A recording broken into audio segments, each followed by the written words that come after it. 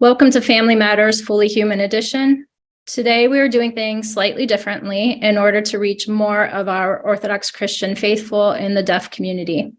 Our podcast is usually recorded in audio only, and at times donations are made to have transcripts provided for interviews, but this is not a guarantee, and we rely on the generosity and thoughtfulness of our listeners for these offerings.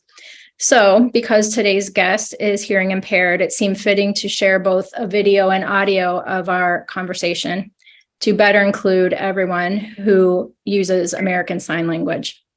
So let's start with introductions. Our featured guest today is Irene Tunanidas. Irene currently resides in Poland, Ohio. She became deaf at the age of 3.5.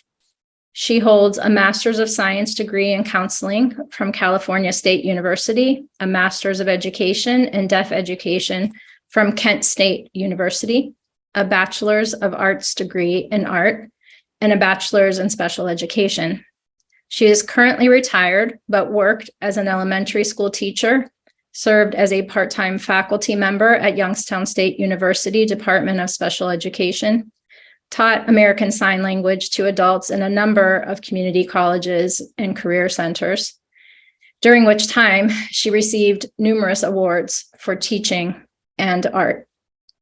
She has offered her gifts to many community organizations, including being a delegate for the deaf in the Ohio State Legislature, and served on a number of deaf advisory boards and committees. She was the editor of the Greek Deaf Communicator, a newsletter for the deaf community for several years. And she is an active member of her parish of St. John the Baptist, Greek Orthodox Church in Boardman, Ohio. And also let me take a moment to welcome and introduce our American Sign Language interpreter, Fotini Meragianis Wickman. Fotini is an Orthodox Christian mom of 5 children. She has been servicing the deaf and hard of hearing community for over 20 years. She's an ASL interpreter in her local community and through video relay communication. Welcome, both of you. You shared with me before that you lost your hearing as a toddler at about age 3.5. Do you remember that happening? Can you remember hearing before the hearing loss? And also maybe if you could describe what caused it. I don't remember when I had lost my hearing. I'm suspecting the cause was related to a fever of whooping cough is what we're suspecting. My mother had brought me to the doctor the first time and I had a shot, like an antibiotic type shot to prevent the cough from continuing and getting worse. And then a few months later, she had noticed that I had a high fever and she was concerned and she had brought me to the doctor again. This was a different doctor and so the other doctor was kind of focusing on other patients. So I had a different doctor at the time and had given me an antibiotic shot. But my family doctor, when he had come and asked if everything was okay, my mother had asked my original doctor about that second antibiotic shot that I had gotten, and the doctor wasn't sure about what was given. He didn't read, I guess, the medical history. So it was scary.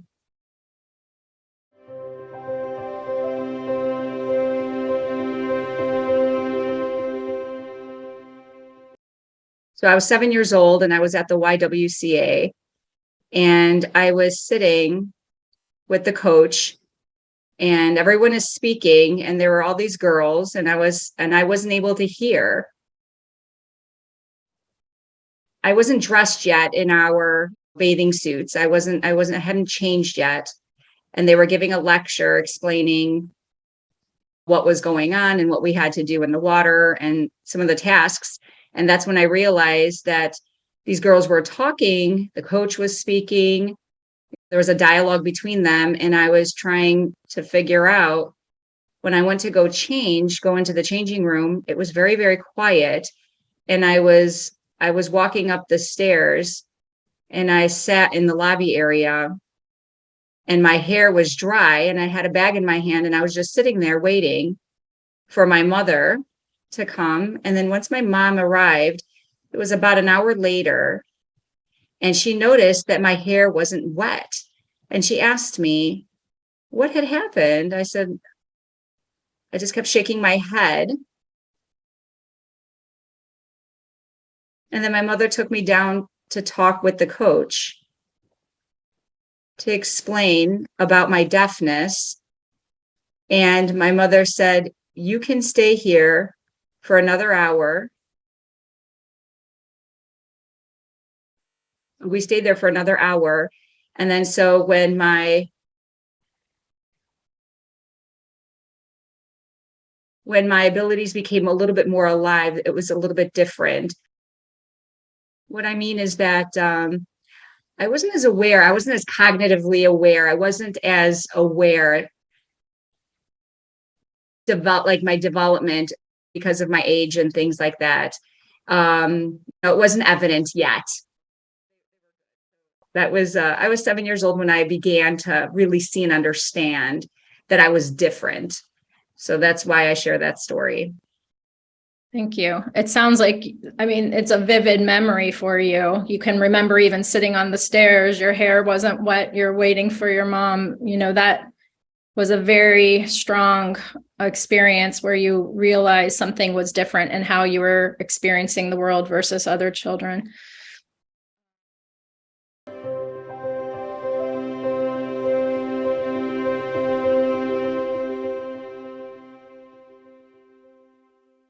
What about some things at school or in church? Were there any challenges you encountered when you grew up because of your hearing impairment?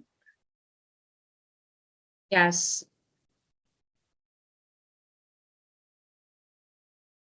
My first time going into a deaf preschool program. And I remember one day at my preschool, like my teacher there, she wasn't really aware that I could remember like a few Greek words. One of the words that I could remember that she didn't understand is how to say, sit down. And I was like I was making a face, and I said, Bani. The teacher was like, quiet, be quiet, sit down. And that word that I was saying, the Greek word meant, banyo, bathroom. And she didn't know what banyo meant. And I kept saying bani or banyo. And she was a Greek speaking person. The teacher herself was speaking English at the time, but I was using a Greek word, but she didn't know I could do that. And I peed all over the place. And she didn't realize that it was an accident. Obviously, she called my mother and explained to my mom that if Irene needs to use the word bani or banyo, that means that she needs to go to the bathroom. So my grandmother, on my mother's side of the family, they were wonderful, very supportive, very supportive. My father's side, his mother, she was wonderful as well. They were both grandparents, really loved people. And my mother, she was pretty devastated when I did lose my hearing. My father told her, well, if Irene is skilled, we have to see what skills can develop from her. There's nothing to worry about. Her hearing's lost, but look at her. Look at what she can do. My father was very strong. And he's like, no need to worry. We'll be there to help her and support her, and she'll get by.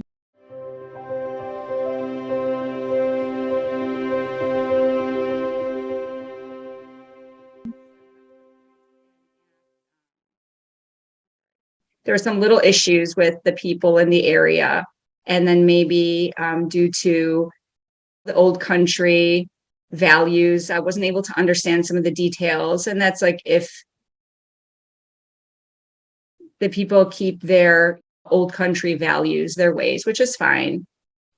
However, the Father George, that was there, he was, what should I say, very, very warm. He allowed me to participate in a few activities. When I had gone on Sundays, like to Sunday school, was not able to understand the teacher. I was kind of passive because I didn't know how to hear and I didn't understand what people were saying. Irene doesn't speak, so please don't speak too loudly because, my mother would correct me and say, don't speak too loudly. You have to lower your voice a little bit. And so Sunday school, I would just sit there and, information would kind of come in, come out. So I didn't go very often. I told my mother that I didn't understand what was going on. And my mother thought that I could possibly get by, but I had religious training at home. So my mother would bring home Bible stories. We'd go to the library weekly. And so I was enriched in that way.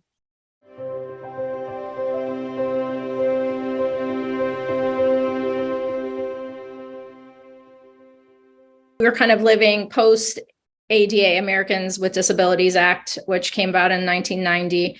And it did make changes in this country, open the door for accommodations for people who had various disabilities, both in education and in opportunities for work.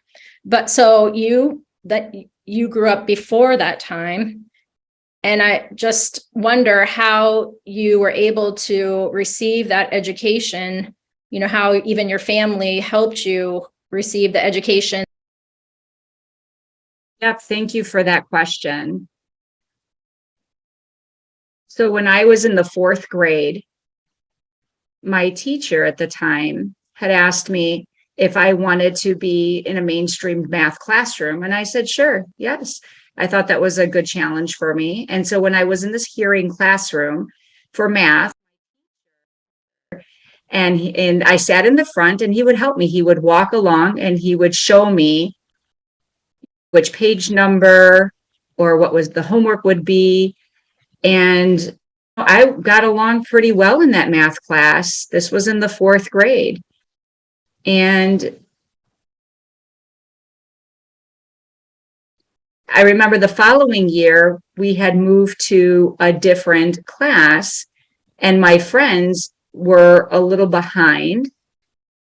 And now I'm in the 5th grade, 6th grade, and I was not mainstream. Now I was in a deaf program. And by 7th grade, well, I guess what had happened is, and so I was 12 at the time, and there were these older students that were a little behind. And I was ahead academically, and this is junior high school, at my junior high school. And I noticed that my friends who are 13, 14, 15, they're in a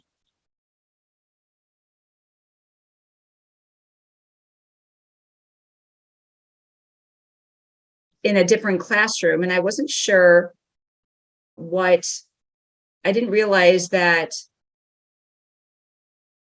I needed to be doing 7th grade work, and I would be crying and I wanted to be with them and I wanted to be with my friends, my deaf friends. But my mother said, no, you need to go back into the mainstream program. This is better for you. You'll learn more. And the problem was that I didn't have an interpreter at the time. All of the subjects were just in the hearing program without an interpreter. So everything was auditorily understood and visually understood. And I would watch the teachers lip reading what they were saying, and they were walking around. And there were a few teachers that would be very good in helping me with note taking. There was one teacher in particular, Patty. She was willing, a student who was willing to take notes for me. But when I was in 8th grade, I was terrible in science. I did get a D, sometimes an F or a D. Those were my grades. And my teacher, Mr. DeVincent, he offered a tutor to help me once a week. And this was in his classroom. That was awesome. It was wonderful. So it helped me. That actually helped me bump up my grade to a C in the science class. And so when I was in the 9th grade, that was my best grades. I had A's and B's in that grade. I was lonely. I didn't have many friends at that time because I was afraid how my voice was going to sound. I never felt confident in how I sounded to others. And I could have been more assertive at the time, but my mother would say, "Oh, your voice, it's so high, please lower it." And so I became as conscious of that. And my resource teacher would say the same thing about my voice. So please, don't speak to people if you can't control your voice and I wasn't sure. I didn't know what to say. I didn't know how to express myself. You have young students, we have young student issues anyway. We have the normal issues that we have for our age. So it was very difficult. Everything was under a lot of stress, I guess, for me. And it was and I was getting boiled up. And by the time I got into 11th grade, I had a kind of a breakdown at that point. And I didn't go to school for 2 months. And I was taking a lot of classes, advanced classes that I thought that I could handle. But then I had a breakdown. I had gone to the doctor. The doctor said for me, the best thing for me was to just stay home for a couple of months. And if I had an interpreter in class, that would have been all the difference. It would have been a completely different story. I would be able to absorb things and learn things. I would get basic facts in class instead of relying completely on my vision and speech reading to get access to all the information in the classroom. Now, sign language, it's a huge boost. It's a huge boost. So I finally graduated from high school with a 3.7 GPA. Anyway, so I wanted to go to the YSU after I graduated from high school. My parents said, try Gallaudet University. And I told them that I had wanted to go. I'm deaf all my life. I've been with hearing people all my life. That's been a hearing world. Why should I go to a deaf college? But my parents thought it would be the best for me. So my father drove us to Washington, D.C. And while I was in the car, I was crying the whole way there to Washington, D.C. And once I registered, I received my things and I put them in the dorm. I told my father to stay with me. He said, "No, you need to go back to Ohio. I need to go back to Ohio." I cried for 1 month straight. And guess what? It took me 2 years to master my sign skills, 2 years, because I needed to learn finger spelling and sign language. I mean, finger spelling is very difficult. And I had to concentrate very carefully for 2 years to learn American Sign. So after I finished my freshman year at Gallaudet, I sat with my father there, my father and I talking. He had asked me if I had liked Gallaudet University, and I said no. I said, "I want to leave Gallaudet." And my father said, "Do you want to leave Gallaudet, really? Well, what are you going to do? What are you going to do when you leave Gallaudet? What's your plan?" And I said, "Well, I need to take your money." And my father said, no, I'm not going to give you, a handout to you. You have to work for your money. I'm sorry, but I'm not going to do that. And I thought, that's not fair. My father said, "Well, I'm sorry. You've got to learn the hard way." And then I decided to go back to Gallaudet, and I graduated there with a with a average of a B average there.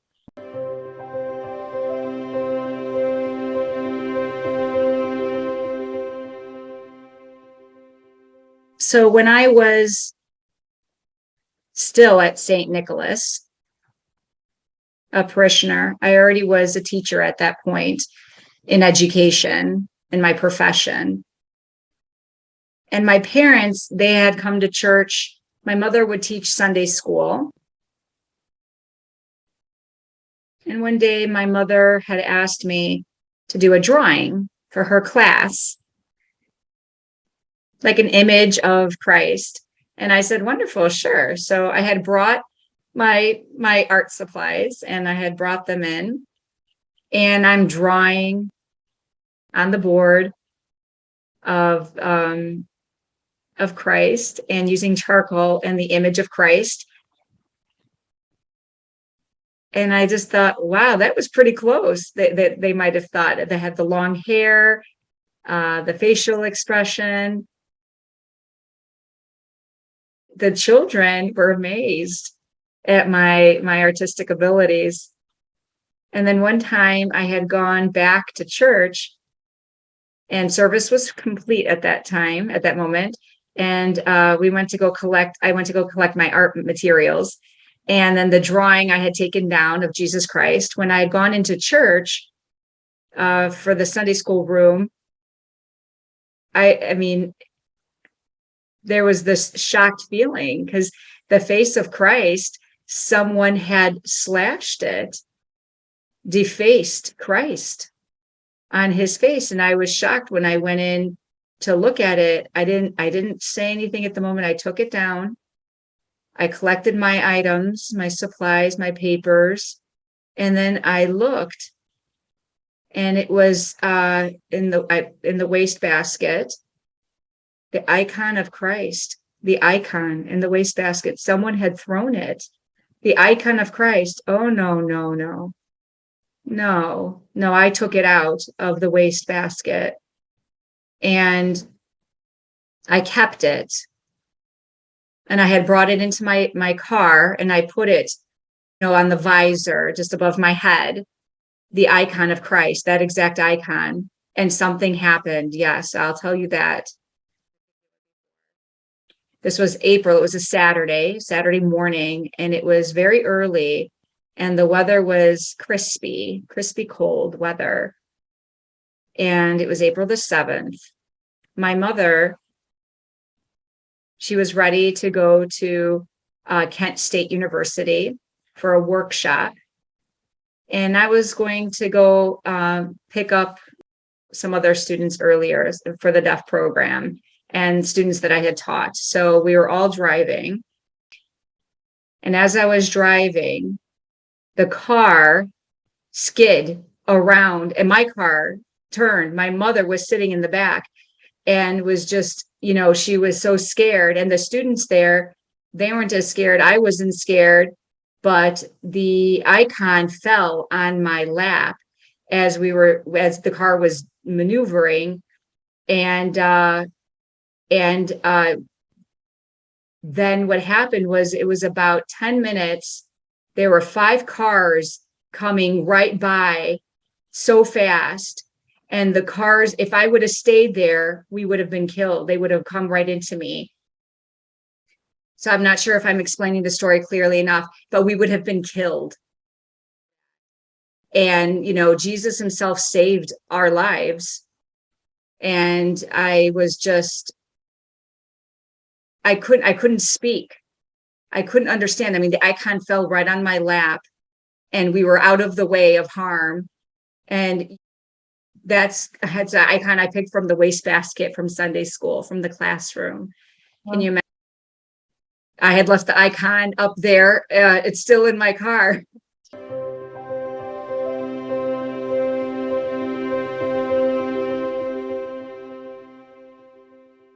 Yeah, I would say that my advice to the board members there would be to bring parents of deaf children to help people to understand, because there is no shame of being deaf. There's nothing to be ashamed of. So we need to, help build the children's skills, to help develop goals, and to see what the children's capabilities are, to love the child and children, kind of like what my parents had done for me. My grandparents, what they had done for me, they were so supportive. And even during the church services, like for instance, like my cousin would come at St. John, and he said, Irene, it isn't good for you to sit all by yourself. And I said, it doesn't bother me. I don't go to church to, make myself look good, dress well. I go to church so that I could pray for forgiveness, to ask Christ to come into my heart. And my cousin said, well, you need to be with other people. And I said, yes, I do, but you don't push for friendships. And when I was at St. Nicholas Church, while I was there, I remember after church, I would sit at the table at the three hierarchs, and there were people coming to talk to me. So I just had my coffee and ate my food, and then I would walk out. But when I had gone to join the St. John's Church, my mother would ask me, do you think that you can handle it? And I didn't know if she wasn't sure. So it was a challenge. So I went, and the people were not accustomed to my ways. But I joined the Philoptochos Society, and I gave donations, and I was willing to help. And that's when they realized that, oh, she can be a useful member. She can participate on the committees and work with us. And they learned a lot. And I learned a lot from the Philoptochos. So when I was involved in the 100th year anniversary on that committee, I loved being involved in that. And there was a lot of, I don't know how to say, very positive outcomes from that experience. But when I had gone to the first meeting, I brought all of my emails filed in a folder, and I had everything organized, and I thought I could give my report. Everything was completed. I had everything ready, and I had all the information there. But my agenda, they had the agenda ready for the meeting, but my agenda, what I needed to do, was not there. And all the other people that were at this meeting, they might have influenced the Greek leaders. I don't know. I was just trying to figure out what's going on. And I wanted to remain professional. I didn't want to cry. I didn't want to be upset, but I was, I remained quiet. But wow, I was very, very hurt that what I had done was not on the agenda. I had a lot of different emotions stirring within me, as if like I was in a tornado and my body was like spinning out of control. I just thought, God, help me stay calm. I tried to pray to God, hoping that, because I was very emotional at the moment. And when the meeting was finished, I had walked to my car, and that's when I cried. And I came home thinking, God, forgive me for all of these things, my actions. I have to move on. So I'm sorry to say that, but that's what happened. No, it's okay. Sounds like it was really hard for you.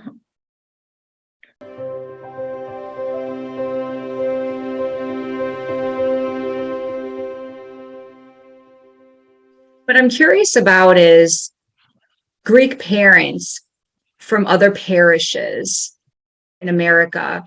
If they're deaf children, how are they doing? How are they adjusting? I'm just very curious. I wish there was some type of committee or board that would bring in these children to help them and these families to help them, because there's nothing to be ashamed of with deafness. You've said this a couple of times, there's no shame in being deaf. And I'm glad you keep saying that. And I think part of what we try to do with these interviews and with everything that we're doing with Fully Human is to take away that shame and take away the stigma that many times our families face and feel when there is a disability. What does it mean to you to be fully human?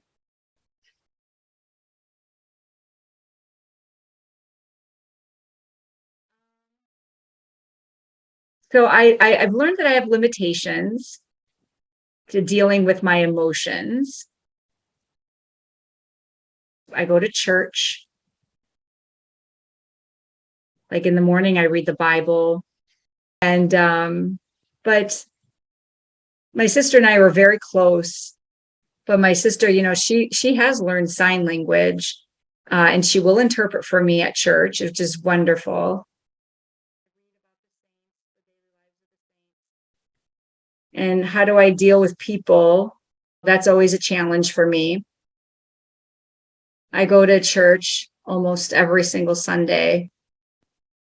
I participate in the committee work. I help paint. And I was with the deaf students for 10 years at the school nearby. A woman who she was hearing, and she had like a visual impairment, and she couldn't drive for in her life. I asked her, I called her and I said, "Oh, I'm Irene. I go to church, and it would be okay if I picked you up for church." And she said, "Okay." So I did end up picking her up. I brought her to church. She was happy. I keep busy. I cook, I read, do my laundry. I try to keep myself sane, as they say. We have our ups and downs every day, and we know that that's part of life. We all do. Absolutely. And God is merciful. So, but thank you. It was really good to be with you both. And thank you for sharing so much of your story with us. And thank you, Fotini, for your time and your graciousness. Thank you.